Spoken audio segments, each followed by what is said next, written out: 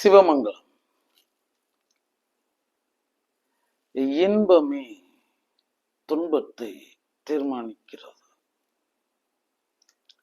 இன்பத்தின் அளவே துன்பம் விளைகிறது.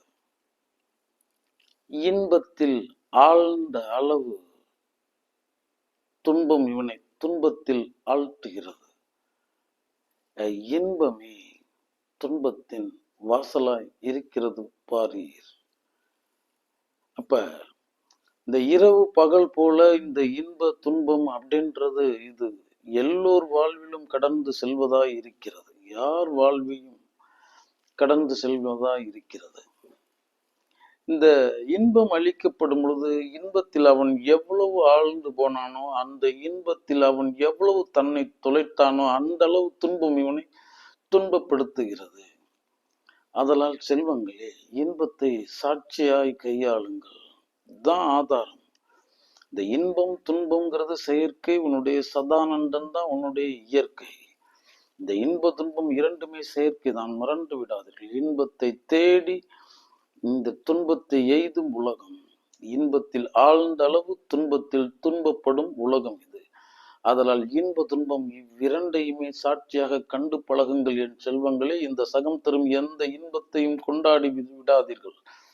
உங்கள் தேகம் தரும் எந்த இன்பத்தையும் கொண்டாடி விடாதீர்கள். சத்தியமாக அதற்கு இணையான அளவு துன்பத்தின் பெயரால் நீங்கள் துன்பப்படுத்தப்படுவீர்கள். இன்பங்கிறது வைக்கப்பட்டிருக்கிறது. நீ அதில் ஆழ்ந்து போகணுங்கிறது கிடையாது. நீ சாட்சியாக நின்று கண்டு செல். அதை தலையில் வைத்து கொண்டாட வேண்டியதில்லை, புறம் தள்ளவும் வேண்டியதில்லை. சாட்சியாய் இருந்து பட்டும் படாமல் தாமரையிலே நீர் போல வாழ்ந்து விட்டு வாருங்கள். அதுதான் பிரதானம், அதுதான் சாஸ்வதம். அங்கு முடிவு அறிவித்து விட்டது என்று நீங்கள் கொண்டாட வேண்டியதில்லை. அது எப்படி எனில், இந்த நேரம் நீ வயிறு நிறைந்தாய், மனது நிறைந்தாய், முடிந்தது. ஆனா இந்த வயிறு அடுத்து அங்க 6 மணி நேரத்தில் பசிக்கும். இப்படியே ஓடிக்கிட்டே இருக்கிறது தான். ஏதோ இந்த சகம் தந்த ஒரு இன்பத்தை நீங்க பெருசா கொண்டாடி அதுல ஏதோ நீங்கள் முற்று பெற்று விட்டதா கருதி கொள்ள வேண்டாம். சத்தியமாக இன்பத்தில் ஆழ்ந்த அளவு மட்டுமே உங்களை துன்பப்படுத்துகிறது. மறந்து விடாதீர்கள் என் செல்வங்கள். இவ்விரண்டையுமே சாட்சியாக கண்டு பழகுங்கள். ஏனெனில் நீங்கள் அதை விட 1000 கோடி மடங்கு அற்புதமான சதானந்தத்தில் நிலை பெற வந்திருப்பவர்கள். உங்கள் மூல பொருளை சதானந்தமாய் இருக்கிறது காணுங்கள் என் செல்வங்களே. ஆதலால் இன்பத்தை தேடி ஓடாதீர்கள். சத்தியம் சொல்கிறேன். இன்பத்தின் வாசல் துன்பமாய், துன்பத்தின் வாசல் இன்பமாய் இருக்கிறது. அங்க வாசல் என்ன இருக்குன்னு பார்க்காத. இன்பம் வாசல் இருக்குன்னு நினைச்சிட்டு இருக்காதீங்க. உள்ள துன்பம் தான் இருக்கு. அங்க துன்பம்னு நினைச்சிட்டு இருக்காதீங்க. அங்க உள்ள இன்பம் இருக்கிறது.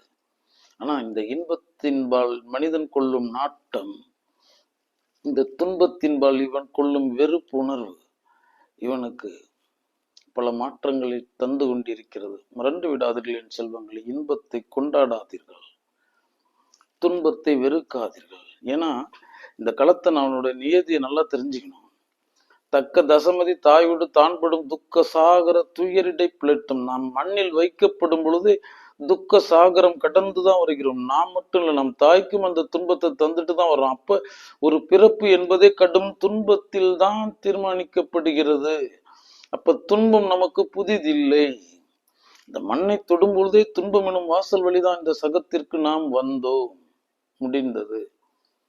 இதுதான் இந்த களத்தினுடைய யதார்த்தம். அது உனக்கு தந்திருப்பதும் காயத்தை தான். இது காயம்தான், மாற்றம் இல்லை. காயம் தாங்குவதற்காக, இங்கு வினை தரும் காயம் தாங்குவதற்காக வைக்கப்பட்டிருக்கின்ற காய மேடை. அங்கு அளவுடைய காயத்திற்கு அதிகாரி உன் தேகமா இருக்கு. அளவற்ற காயத்திற்கு அதிகாரி உன்னுடைய அகமம் அகாயம் இருக்கிறது. மறந்து விடாதீர்கள் செல்வங்களே. காயம் அகாயம் இவ்விரண்டையும் கடந்து நீங்கள் ஆகாயம் என விட்டு இருப்பவர்கள், ஆனந்த பரவெளியில் விட்டு இருக்க வேண்டியவர்கள். நீங்கள் காயம் அகாயத்தில் அகப்பட்டு நீங்கள் துன்பப்பட்டு கொண்டிருக்கின்றீர்கள்.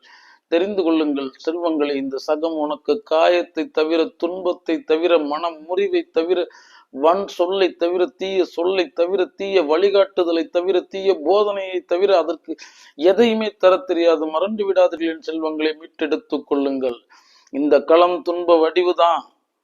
இந்த தேகம் காய வடிவுதான். காயம் தருவதற்காக இங்கு வைக்கப்பட்டிருக்கின்ற மேடை தான். இந்த காயத்தை கண்டு மிரண்டு விடுவதற்கில்லை.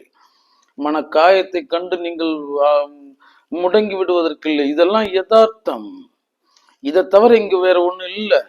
நம்பினா ஏமாற்றுவாங்க, எதிர்பார்த்தா ஏமாறுவ. இவ்வளவுதான். நம்பி எதிர்பார்த்து வீழ்ந்தொழிந்து கொண்டிருக்கின்ற மனித பிறப்பா பெரும்பகுதியினர் இருக்கிறார்கள் என் செல்வங்களே. ஆதலால் இந்த துன்பத்தை கண்டு மிரளாதீர்கள். இங்கு இருப்பே அதுதான். அதனால துன்பத்தை நேசியுங்கள், தப்புல்ல. சில புழுக்கம் பழகுங்கள், தவறில்லை. பசியையும் ருசியுங்கள், தவறில்லை. மன முறிவுகளை ஏற்றுக்கொள்ளுங்கள், தவறில்லை. சில வன் சொல் தீய சொல்லை ஏற்றுக்கொள்ளுங்கள், தவறு இல்லை. ஏன்னா நம்ம இங்கு நிதானமா மன நிலைப்பாடோடு பயணிக்க வேண்டியவர்களா இருக்கும். இந்த காயத்தை கருதியோ, துன்பத்தை கருதியோ, அல்லது இந்த சகம் தரும் எதிர்மறை விளைவுகளை கருதியோ நாம் எந்த விதத்திலும் எந்த நேரத்திலும் எக்கணத்திலும் மனச்சமநிலை இழப்பதற்கில்லை. இவையெல்லாம் மாயைகள் உங்கள் வாழ் போர் தொடுத்து கொண்டிருக்கின்றன. இதன் பெயராலெல்லாம் உன்னுடைய மனச்சமநிலையை கெடுப்பதற்காக இவர்கள் எல்லாம் அது அஸ்திரமா அந்த மாயை பயன்படுத்தி கொண்டிருக்கிறது. வென்று விடுங்கள் என் செல்வங்களே. இதுதான் இந்த களத்தினுடைய யதார்த்தம். அந்த உண்மையை தெரிந்து கொள்ளுங்கள், மாற்று இல்லை. நீ அதையே எதிர்பார்த்துட்டா என்ன இருக்க போகுது? அது துன்பம் தான் தரும், அதையே எதிர்பார்த்துரு. அது தீய சொல்லதான் சொல்லும், வன் சொல்லதான் சொல்லும், அதையே எதிர்பார்த்துரு. இங்க அதுகிட்ட என்ன இருக்கோ அதை எதிர்பார்த்துருங்க. நீங்க இல்லாத ஒன்னை விரும்பி வைத்து அதன் பெயரால மன நிலைப்பாட்டின் பெயரால அதையே நிலைநிறுத்தி இந்த களத்திடம் காணும் பொழுது, அப்ப நம்ம எதிர்பார்த்தது ஒன்று நிகழ்ந்தது ஒன்றும் போது நமக்குள்ள ஒரு இரட்டை அழுத்தம் தோன்றுகிறது. நீங்கள் அதையே எதிர்பார்த்துட்டீங்க அப்படின்னா எதிர்பார்த்தது தானே இந்த தோல்வி, எதிர்பார்த்தது தானே இந்த துன்பம், எதிர்பார்த்தது தானே இந்த மனம் முறிவு, எதிர்பார்த்தது தானே இந்த வன் சொல். இப்படிலாம் எதிர்பார்த்துட்டீங்க அப்படின்னா அதனுடைய தீவிரம் குறைந்துடும். எதிர்பாராத துன்பத்தை காட்டிலும் எதிர்பாராத துன்பத்திற்கு பலம் பாதி அளவு குறைந்து விடுகிறது என் செல்வங்களே. ஆதலால் துன்பத்தை எதிர்பார்த்திருங்கள். என்னடா அது கசந்த சொல்லா இருக்கும்? கசந்தது மருந்து, கசந்து வாழ்விக்கும் அமிழ்தம் துன்பம், இனித்து கொள்ளும் இன்பம் விஷம் என்பதை மறந்து விடாதீர்கள் என் செல்வங்களே. அது அமிழ்து, அது கசந்துதான் இருக்கும், ஆனா உன்னை வாழ்விக்கும். இது இனித்து கொள்ளும், விஷமா இருக்கு இனிப்பு, மறந்து விடாதீர்கள் என் செல்வங்களே. ஆதலால் என் செல்வங்களுக்கு சொல்றது என்னன்னா, துன்ப வடிவான உலகில் நீங்கள் எதை எதிர்பார்க்க போகிறீர்கள்? பாவப்பட்ட உலகு இது. இந்த நிகழ்வுகள் எல்லாம் வேறொன்றின் கட்டுப்பாட்டில் இருக்கிறது. இவனுக்குள்ளார அனிச்சை செயல்னு ஒண்ணு இருக்கும். சுய இச்சையின் பெயரால் செயல்படுவன் இல்லை.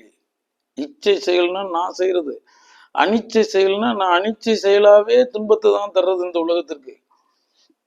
மறந்தும் நான் தீங்கு தான் தர்றது, நினைச்சிட்டு தீங்கு தர்றதை விட்டுங்க. இவன் மறந்தும் தீமை தான் செய்வான். ஏன்னா மனச்சமநிலையின்மை, பக்குவமின்மை, பகுத்தறிவின்மை என்கின்ற பெயரால இந்த மனதை சந்தை கடையாக்கி இந்த சகத்தையும் சந்தை கடையாக்கி இருப்பான். அங்கு ஒரு போக்குவரத்தும் வரவும் செலவும் என நிகழ்ந்து கொண்டிருக்கிறது என் செல்வங்களே. அவர்களிடத்தில் இருந்து விடுபடுங்கள், துன்பத்தை நேசியுங்கள், காயத்தை நேசியுங்கள். இது ஒரு கசந்த கல்வியா தெரியும் என் செல்வங்களே, சத்தியம் சொல்கிறேன். என் உண்மை கசக்கத்தான் செய்யும் பாருங்கள். நீ எதிர்பார்த்து அதை நம்பி அதுல ஆழ்ந்து அதுதான் வாழ்வு, அதுதான் நிதர்சனம்னு நீ ஆழ்ந்து அது உனக்கு எதிர்மறை விளைவுகளை தரும் பொழுது நீங்கள் 100% அகம்புறம் இரண்டிலும் சிதைந்து விடுகிறீர்கள் என் செல்வங்கள். இல்லை, இங்கு இதுதான் இருக்கு. நான் என் பொருட்டு என் சித்தத்தினால் எனக்கு தர முடியாத பேரின்பத்து இந்த சகத்து காரணிகள் தருவது அனைத்தும் தற்காலிக இன்பங்களை, தற்காலிக துன்பங்களை காணுங்கள். நீயே உனக்கு இன்பம் தந்தாய், நீயே உனக்கு துன்பம் தந்தாய். இதுக்கு உன் கருத்து போதும், உன் சித்தம் போதும், இந்த பக்குவம் இல்லாத உன்னுடைய சிந்தனையே போதும் உனக்கு இங்கு இவ்விரண்டையும் மாறி மாறி தரும்னு சொல்றேன். மறந்து விடாதீர்கள் என் செல்வங்களை, மீட்டெடுத்து கொள்ளுங்கள், துன்பத்தை நேசியுங்கள், காயத்தை விரும்புங்கள். இந்த எதிர்மறை விளைவுகளை கண்டு பயப்படாதீங்க. இங்க அதனிடத்துல வேற ஒண்ணும் இல்லை. அந்த கடையில அந்த சரக்கு தான் விற்குது, அந்த கடையில அந்த சரத்து தான் இருக்கு. அதுகிட்ட போயிட்டு நீ போயிட்டு வேற எதிர்பார்த்தா என்ன கிடைக்கும்? உப்பு கடையில உப்பு தான் கிடைக்கும், பருப்பு கடையில பருப்பு தான் கிடைக்கும். ஏன்னா இது ரெண்டுக்கும் தனித்தனியா கடை இருக்கு. இங்க போய் அதை கேட்காதீங்க, அங்க போய் இதை கேட்காதீங்க. நாம் செல்வங்களே, இந்த இன்பத்தை 100% சாட்சியாக கண்டு பழகுங்கள். ஆமா, இது வைக்கப்பட்டிருக்கின்ற பொறி. என் குருநாதனிடம் கேட்டேன்.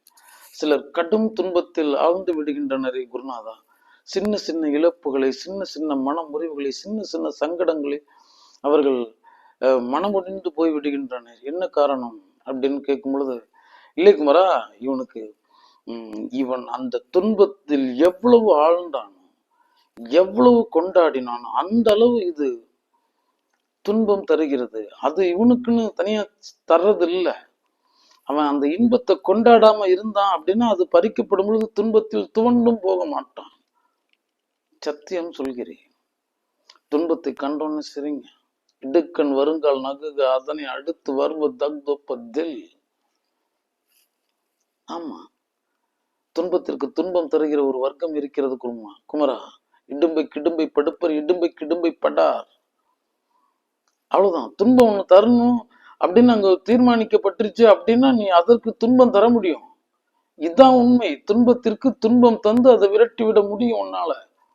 அது உன்னை குறித்து நீ துன்பப்பட்டு நீ அதன் பெயரால வீழ்வதை அது கண்டு ரசிக்க வக்ர சுகம் காண வந்திருக்கிறது. அந்த துன்பத்தை துன்பம் என கருதாது அதே நேரத்தில் அங்க புன்சிரிப்புடன் அதை எதிர்கொண்டு விட்டால் அந்த துன்பம் துன்பப்படுகிறது பாருங்கள். அப்ப அந்த இன்பத்தையும் உனக்கு நீதான் கொடுத்துக்கிற, துன்பத்தையும் நீதான் கொடுத்துக்கிற. இதற்கெல்லாம் பின்னாடி ஒரு பெரிய கணக்கு இருக்குன்னு சொல்றாங்க. அது நமக்கு தேவையில்லை. நீங்கள் மனச்சமநிலையோடு இருங்கள்.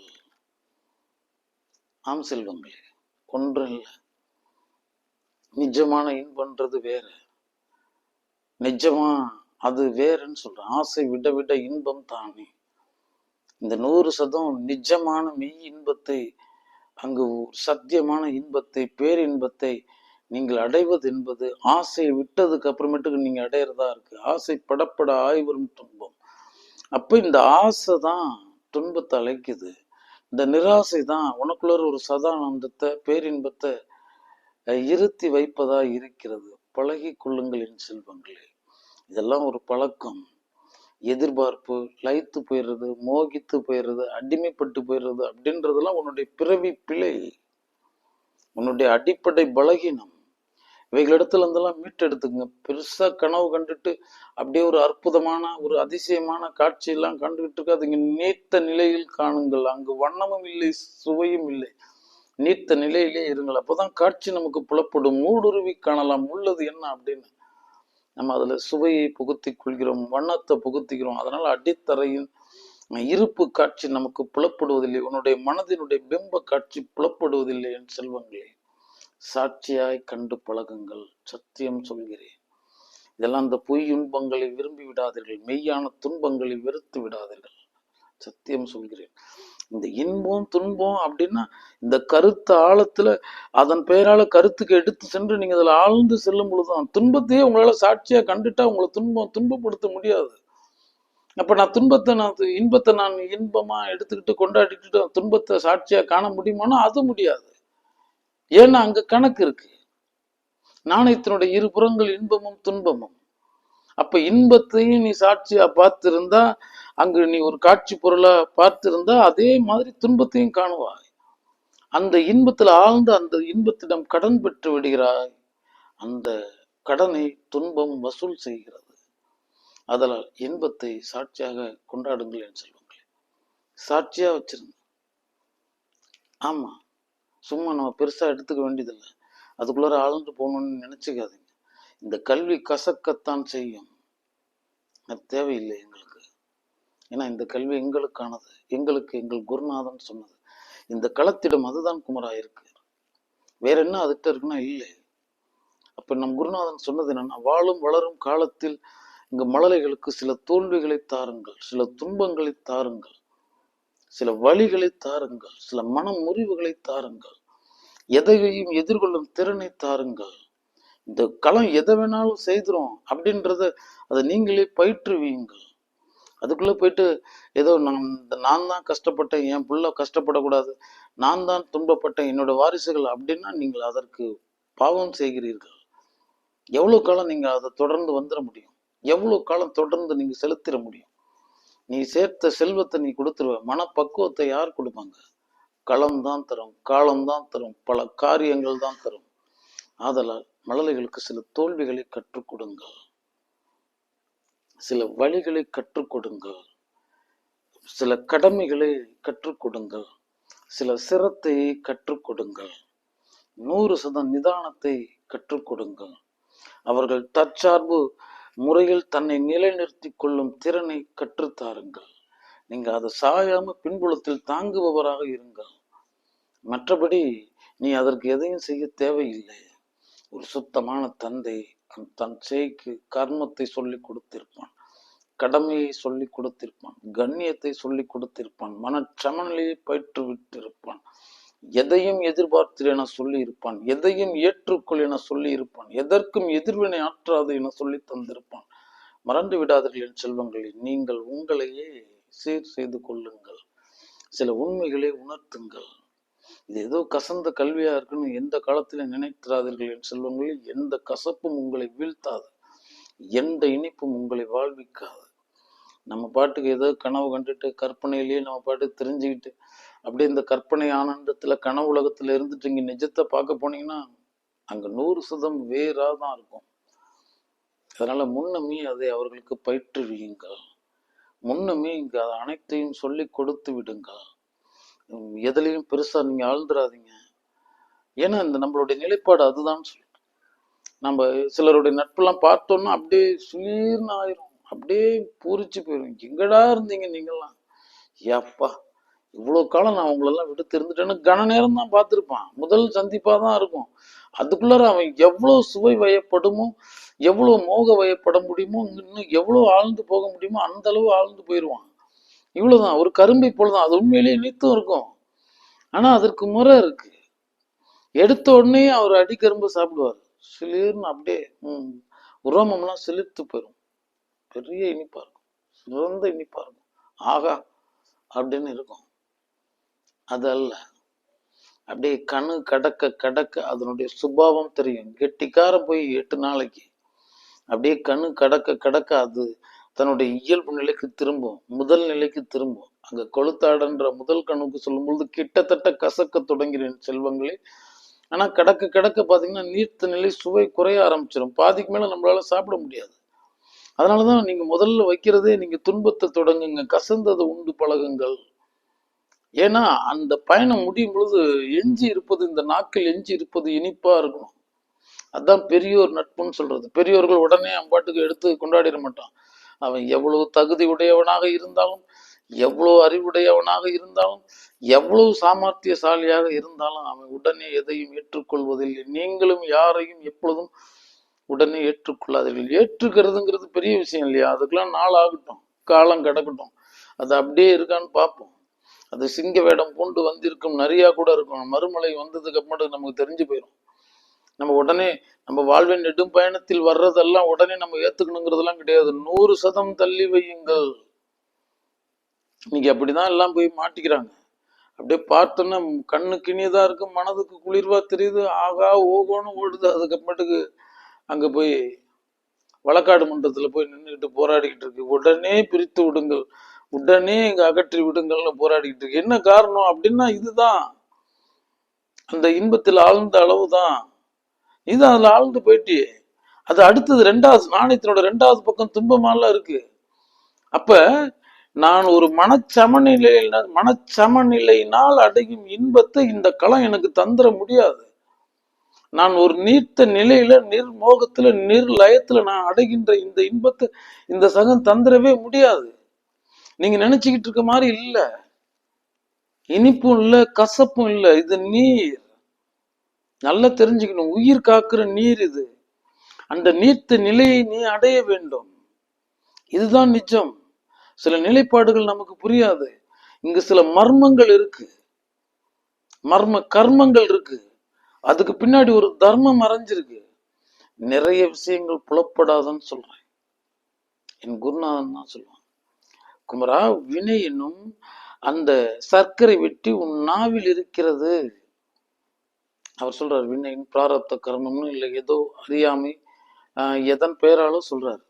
இந்த சர்க்கரை வெட்டி அப்படின்னா அந்த சிறியா நங்கை பெரியா நங்கை அப்படின்னு சொல்லுவாங்க. அந்த நஞ்சரவம் அதற்கு எதிரான முறிவு மருந்து அப்படின்னு சொல்லுவாங்க. சிறியா நங்கை பெரியா நங்கை, அதுக்கு பேர் சர்க்கரை வெட்டின்னு ஒரு பேர் இருக்கு. அதை நம்ம உண்டுட்டோம்னா ஒரு எல்லை இல்லாத கடும் கசப்பு கொடுத்துரும். ஆமா.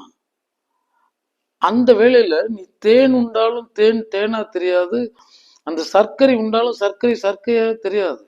ஆனா இந்த சுகம் சொல்லும், இது தேன் தான், சுவை உடையது அப்படின்னு சொல்லும். இது சர்க்கரை தான், இனிப்புடையதுன்னு சொல்லும். ஆனா எனக்கு தெரியலையே அப்படின்னு நீ சொல்லுவ. அங்கு நாக்கில் பிழை இருக்கிறது, அங்கு மூலத்தில் பிழை இருக்கிறது. அப்ப அதற்கு என்னதான் தீர்வு? நம்புங்கள். ஏன்னா அதற்கும் சில காலம் இருக்கு. சர்க்கரை வெட்டிக்கும் அந்த நாவில் இவ்வளவு நேரம் தான் அதன் தன்மையை காட்டணும்னு காலம் இருக்கு. கிடக்கும் பொழுது புலப்படும் என் செல்வங்களே, மீட்டெடுத்துக் கொள்ளுங்கள். சும்மா இன்பத்தை விரும்பி வைக்காதீர்கள், துன்பத்தை வெறுத்து வைக்காதீர்கள். துன்பத்தை தேடி ஓடுங்கள், இன்பத்தை விட்டு விலகி ஓடுங்கள். இன்பம் வந்துருச்சு அப்படின்னா அது இன்பத்தை உனக்கு கையாள தெரியாது, அடிமைப்பட தெரியும் உனக்கு. நீ பாவம்னு சொல்ற. ஏன்னா அது பெரும் பக்குவத்தினால மனச்சமநிலையினாலதான் அந்த துன்பத்தை கையாள தெரியும். நம்ம அதுலலாம் 100% நம்ம தகுதியற்றவர்கள்னு சொல்றேன். அது பாட்டு கண்ணி மிக்கிற நேரத்துல நம்ம பாட்டுக்கு அதுல ஆழ்ந்து போயிடுவோம். அதுதான் வாழ்வு. வாழ்வினுடைய எல்லையவே அங்கு ஒரு சில நாளிகைகள்ல இவன் அடைஞ்சிருவான். ஆனா அங்கு வழிநெடுக அது உதவவே உதவாது. என் செல்வங்களை விட்டு கொடுத்து பழகுங்கள். சிலருக்காக சில துன்பங்களை பெற்று பழகுங்கள். சில காரியங்களுக்காக காத்திருக்க பழகுங்கள். பசியும் ருசியுங்கள், புழுக்கம் பழகுங்கள், கசந்ததை விரும்புங்கள். இதெல்லாம் இருக்கு. இதுதான் நிஜம் என் செல்வங்களே. இதை தவிர இந்த களத்துக்கிட்ட வேற ஒண்ணுமே கிடையாது. என் எதிர்பார்ப்பை அவன் பூர்த்தி செய்ய மாட்டான். அவன் எதிர்பார்ப்பு பூர்த்தி செய்ய மாட்டான். உளுந்து பிறண்டு படிக்கிறான், கச்சிதமா தேர்வு களத்துல மறந்துட்டு வந்துடுறான். போகும்போது போறான், வரும்போது கடும் சோகத்தோட வர்றான். ஆனா இவனை நம்பிதான் படித்தான். கேட்டா மறந்துட்டேங்க. அவரவராக ஏற்ப திறன் அளவு அங்கு தேர்வு களத்தில் அவனுடைய தரம் நிர்ணயிக்கப்படுகிறது. என் செல்வங்களே, அங்கு ஏற்பு திறன் ஏற்றுக்கொள்ளுங்கள். இங்க இதுதான் இருக்கு. இதுதான் இந்த களத்தினுடைய கலை யதார்த்தம். நம்ம பெருசா நினைச்சுக்கிறதுக்கு ஒண்ணுமே இல்லை. நீங்க பாட்டுக்கு உருவகப்படுத்திடாதீங்க. உருவத்தில் வந்திருக்கும் நான் இறை முதல் இருக்கும் எந்த உறவையும் உருவகப்படுத்தி விடுவேன், பின்னாடி நானே போய் மாட்டிக்குவேன். அப்படிதானே? இதுதான் சாஸ்வதம், இதுதான் நிதர்சனம்னு இது நினைக்குது. அங்கு அவன் குணத்திற்கு அதிகாரி. ஒரு குணம் ஒரு குணத்தோடு பொருந்தாது. தோப்புல இருக்கும் ஒரு தோப்பு, அதுக்கு பேரு. அதுல 1000 மரம் 1000 விதமா தான் இருக்கும். மனிதர்களும் அப்படித்தான். அங்க அவன் மெய்யறிவு எய்துனாதான் பல உண்மைகள் புரியும். அந்த மெய்யறிவு புலப்படும் பொழுது நமக்கு இந்த களத்தினுடைய கலை யதார்த்தம் புரிஞ்சிடும். சாதாரணமா பார்க்க ஆரம்பிச்சிடும். ஏமாற்றத்தை சாதாரணமா கடந்து செல்ல தொடங்கிடும். ஆமாப்பா, நம்ம எதிர்பார்த்தோம், ஏமாற்றப்பட்டுட்டோம். நீ அதையே எதிர்பார்த்துறேன், துன்பத்தினுடைய வீரியம் குறைஞ்சிரும் சொல்றேன். எதிர்பாராத அடியை காட்டிலும் எதிர்பார்த்த அடி வலி குறைவு. மறந்து விடாதீர்கள். அதனால துன்பத்தை எதிர்பார்த்திருங்கள். சத்தியம் சொல்கிறேன் செல்வங்களே. என்னடா அப்படின்னு நினைச்சுக்காதீங்க, நிஜத்தை சொல்கிறேன். உன் எதிர்பார்ப்பை நீயே பூர்த்தி செய்ய மாட்ட. உன் புள்ள செய்யல, என் பொண்டாட்டி செய்யல, என் புருஷன் செய்யல, என் உறவுகள் செய்யல, என் நண்பன் செய்யல, அவன் திட்டமிட்டு ஏமாற்றிட்டான். அதெல்லாம் யாரும் ஏமாற்றல. இதெல்லாம் காலம் சில நிகழ்வுகளை தீர்மானித்து வைத்திருக்கிறது. யாரையும் ஒரு அணு தொடங்கி ஒவ்வொரு உயிரையும் அது தன் கட்டுப்பாட்டில் வைத்திருக்கிறது. அதனுடைய பெருநியதியின் தீர்மானத்தின் பெயரால் தான் இங்கு அணு தொடங்கி ஒவ்வொரு மனிதனும் நிகழ்ந்து கொண்டிருக்கிறான்.